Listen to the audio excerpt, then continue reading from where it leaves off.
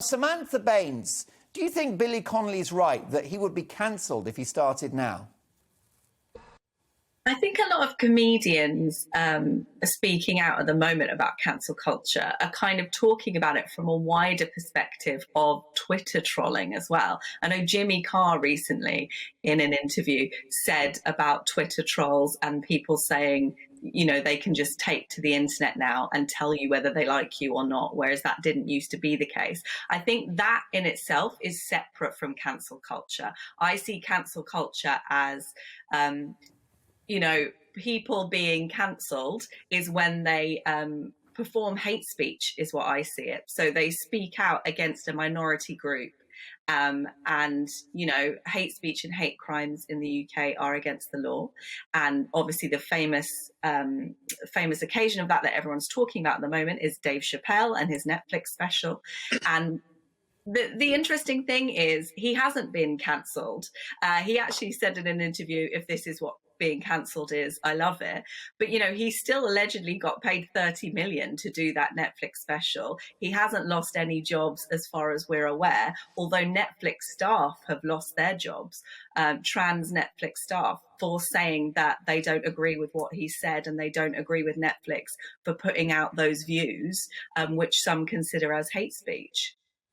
Mike, I'm going to come to you in a second, but Abby, you're shaking your head at the idea that actually it's the cancel culture is not really, you know, it's exclusive to hate speech. Yeah, I mean, it's absurd. You know, Dave Chappelle, you know, rock on, Dave. Fantastic. What a brilliant talent that man has. I mean, he's probably one of the best comedians in the world. And also, Netflix, quite rightly, the employees were sacked because they tried to get him removed from Netflix. You know, his show, The Closer, is absolutely one of the best things I've ever seen. He discusses things. He's hilarious.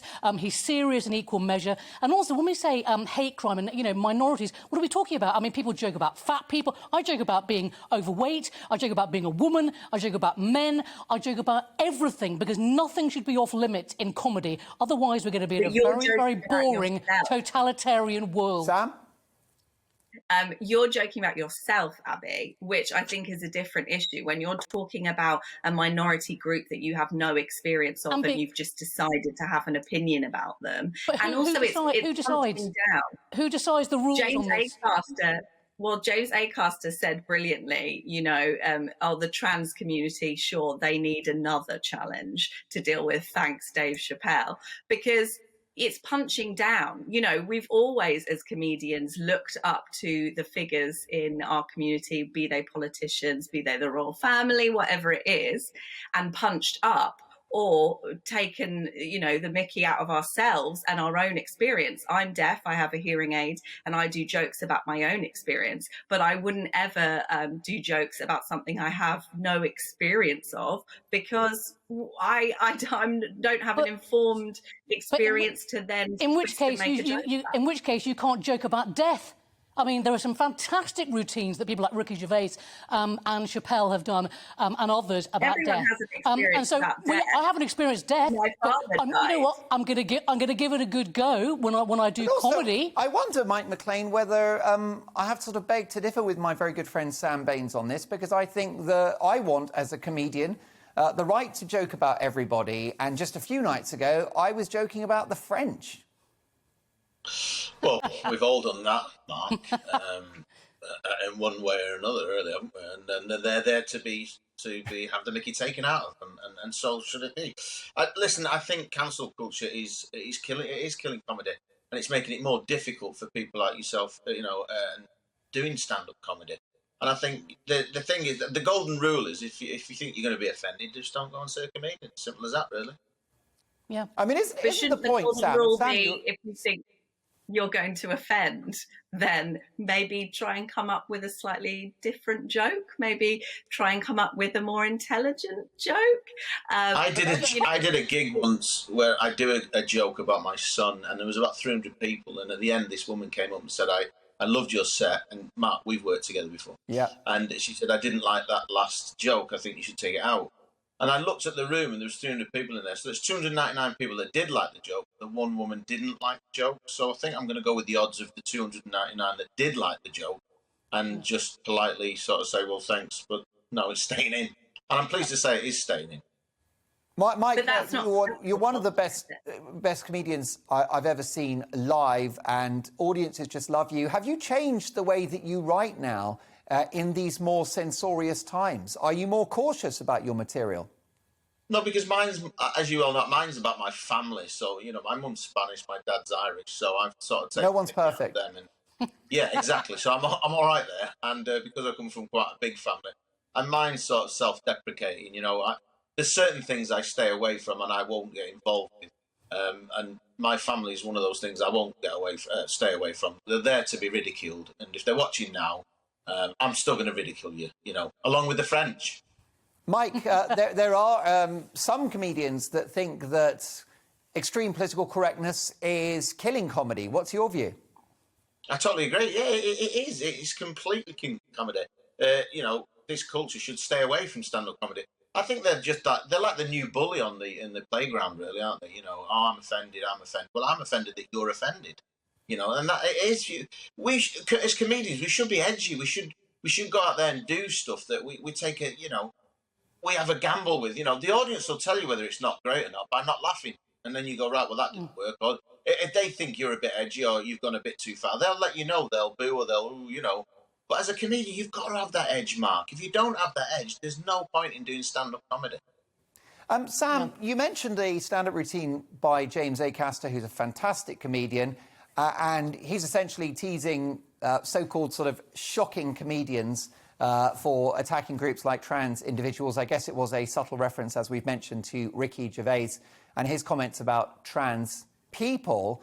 But isn't that one comedian policing the comedy of another? And do we want to see that?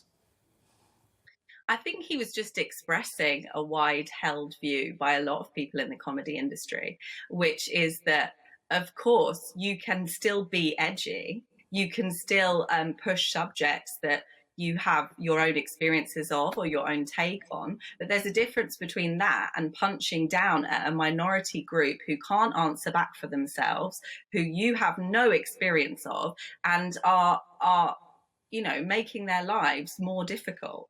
It's very different being self-deprecating and making jokes about yourself and your family and your own experience. And I'm interested to know, though, Abby, because I know you had an issue with J.K. Rowling and you were dropped from your agent. Do you feel like you were cancelled in that scenario? Well, yes, because, you know, I lost work after I was dropped. And actually, you know, the mainstream media was like, kiss goodbye to being on them. But GBNews, thank God they came along, because I'm able to say what I want, give my opinions, which we should be able to. I mean, at the moment, I think the comedy industry, and I blame Nika Burns, by the way, who is the producer of the Edinburgh Comedy Award, who in 2018 said, I welcome the new woke comedy. So thanks a lot, Nika, because what's happened is the Taliban is now running the comedy industry. And actually what's really weird is from within the comedy industry, other comedians are sort of saying, are you sure you should be doing that? And I want to say to them, yeah, off. I'm not sure if I can say F. Sam, I don't want this to be a pylon because I'm a huge fan of yours. You've also written a fantastic children's book. We must mention that at the end of the chat, by the way, which is a bestseller now. But you know, we've performed together and you've never wagged your finger about my act, and some of it might be a bit off colour. But in the end, Sam, isn't it the audience that decides? Yeah, and I think the audience have spoken out about certain comedians, you know, Dave Chappelle, who we mentioned earlier, and there will always be an audience for work. There will always be people who agree with you. But I do think we have to be careful in what we're spouting out. You know, the audience laughing at our jokes gives us a platform to speak out about the world around us. And in that platform, we have to take some responsibility for the opinions that we're sharing and the damage that could be doing. But can't that be reflected, Sam, in ticket sales rather than cancelling Roy Chubby Brown? Yeah. But I think cancelling is a strong word, isn't it? Because a lot of people haven't actually... Removing him from a venue in Sheffield sounds like cancellation to me. Well, but that's one gig for him.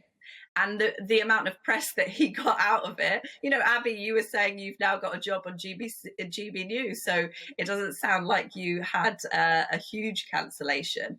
I just can't wait to go back onto the stand-up circuit and see how I'm treated on the stand-up circuit, you know, because I'm not making this up, there are people on Twitter, my friends on Twitter, great comedians, who have noticed that when they're working in clubs, much more increasingly, people are heckling, you can't say that. Many instances. That is not acceptable in comedy. Yeah, Mike? I've seen that. I've seen that. I think it's disrespectful and patronising to the audience as comedians. They should be allowed to go on there. And those minority groups, you know, you could say everything's a minority group. You know, what isn't a minority group? Do you understand? Straight white men. Pardon? Straight white men. Minority group. Oh, well, that's original. Yeah. What, like Mark, who's invited you onto the show? Relatively, terrible, Mark. How dare you? Relatively straight. I mean, the thing is... He's a nice straight white man, but he's not in a minority group. Oh, I mean, dear. in the end... I mean, answer your question. Hilarious. Mike, what do you think is the direction of travel? I mean, you've been in showbiz for over 2 decades. You were the star of The Big Breakfast, which was the biggest entertainment show of its time. So you've sort of, you know, you've been in the biz for, you know, through political correctness out the other end. Do you think it will come full circle? What's going to happen, do you think? I think it takes a strong producer, like you said at the opening bit about the producers. It's going to take a strong producer to sort of turn around and say, listen, if you like this, watch it. If you're going to be offended, don't watch it. And I think I have an announcement in the beginning of mine, a comedy one, that says, you know, if you're going to be easily offended, blah, blah, blah, then I can't obviously repeat what it says, but it's a nice comedy sort of way of saying, look, you know, stay or go. And it's going to take a producer with a certain pair of cojones to just turn around and say, no, this is funny, and we're gonna put it on. And it's true. So many producers today. I watched The Big Breakfast the other day when it came back, and it wasn't nowhere near as good as the original because you can't do certain things, Mark, that we did back in the day because somebody will be offended. Twitter's got a lot to blame on this, you know, a hell of a lot. Anything it's on Twitter, and suddenly everybody jumps on that bandwagon, and life was a lot better without these platforms. Well, isn't the point, Sam? Isn't the point that, you know, back in the day, if you were racist or homophobic, if you spoke hateful things, the audience would boo you. You would not be a successful comedian. If we look at the biggest stars of comedy over the last 3 decades. I can't think of too many of them that have been unedifying monsters. You know, Michael McIntyre, Morecambe and Wise, Anton Deck, the list goes on. I mean, I just wonder whether, you know, we're worried about living in an environment where comedians are afraid to make a joke in case it offends. I mean, Kazuo Ishiguro, one of the greatest authors in the world, Booker Prize-winning author of The Remains of the Day, said that young authors are afraid to write about certain topics for fear of cancellation. So don't you think this is a wider threat to art, Sam? No, I think we've always had restrictions on the work we've produced as artists, you know, throughout the ages. I had a little research before the show, and, you know, Mae West, who wrote amazing stage comedies, she was convicted of obscenity in 1927. There was stuff going on, obviously, with comedians in the 50s. You're still, as a comedian, not allowed to swear on some programs on TV. And while that might seem like a small thing, it you know, back through history, well, swearing Sam, you're not helping your argument. So, you're not helping your argument. The idea that there has been censorious comedy. The bottom line is Lenny Bruce, the provocative, satirical comedian in the late 50s and early 60s, had to perform comedy shows in front of policemen at the exit of the comedy club in case he said something politically sensitive. You don't want to go back to those days. Mike and Abby would suggest that's where we're headed. Yeah, what I'm saying is we've always created incredible art, no matter the restrictions. And I think in any world, wouldn't it be nice if we didn't make someone feel incredibly sad and alone and persecuted just for being who they are? You can make comedy about all the other subjects in the world. But that is you're changing the definition of comedy then. You've changed the definition of comedy. That's not what comedy is. It never has been. So you're changing literally the definition of the word comedy. by doing that? Well, your opinion on the definition of the word comedy. Comedy is just a strategy to make people laugh. Sam, can I ask you a quick question? We'll come back to Mike in a second. Sam, what was your verdict on Joan Rivers? What did you think of Joan Rivers? So again, I think Joan Rivers Brilliant. She was edgy and shocking, but she spoke about herself and her plastic surgery and her own sexual experiences, and she was trying to break down taboos, which I think is something to be. Well, can I give you an commended. example of a Joan Rivers joke? She made a joke about two women that were abducted by a serial killer, and they were housed in a basement for, I think, 2 decades. Obviously, God knows the extent to which they were abused and deprived of freedom, and they finally escaped. And her joke was, what are they complaining about? They were living rent-free for 20 years. Now, I'll agree with anybody to go, that's a tough joke. But it came from Joan Rivers. Now, would you censor that joke? Was she talking about a real case? Yeah. Of two So women? she made a joke. She made a joke about two women being abducted that they lived rent free, because she's a comedian and she thought that's where she found the joke. And it was funny. Yeah. Yeah, no, I see that, but I think I mean, picking on victims is never a good thing, but actually she's not picking on the victims there. She's using the victim's story as the context for actually a joke about housing prices and rent. So it's not comparable to Dave Chappelle's special on shouting that he's a TERF, which is a trans exclusionary radical feminist, and saying that all the jokes he made about trans people. I don't think that that's a comparison. Now, Mike McLean, I wonder whether there are slight double standards at play here, because now, Roy Chubby Brown, full disclosure, I find a lot of his material unpalatable. It's not for me, but many people, thousands of people, love the guy. He's had a long career, and good luck to him. I certainly wouldn't want to see him cancelled. I'm not sure I would buy tickets to see him, but he's clearly a skillful and an experienced man. But some of his jokes, which are, let's be honest, jokes about wives and all the rest of it, very similar to material from Frankie Boyle and Jimmy Carr, two comedians who would never get cancelled. Completely. Listen, you know what you're going to get with Chubby Brown, so if you're going to be offended, don't go and watch Chubby Brown. It's the same with Bernard Manning, wasn't it? Another guy that, you know what you were going to get, the Jim Davises of the world, you know what you're going to get, so you stay away from them. And you're absolutely right in what you just said.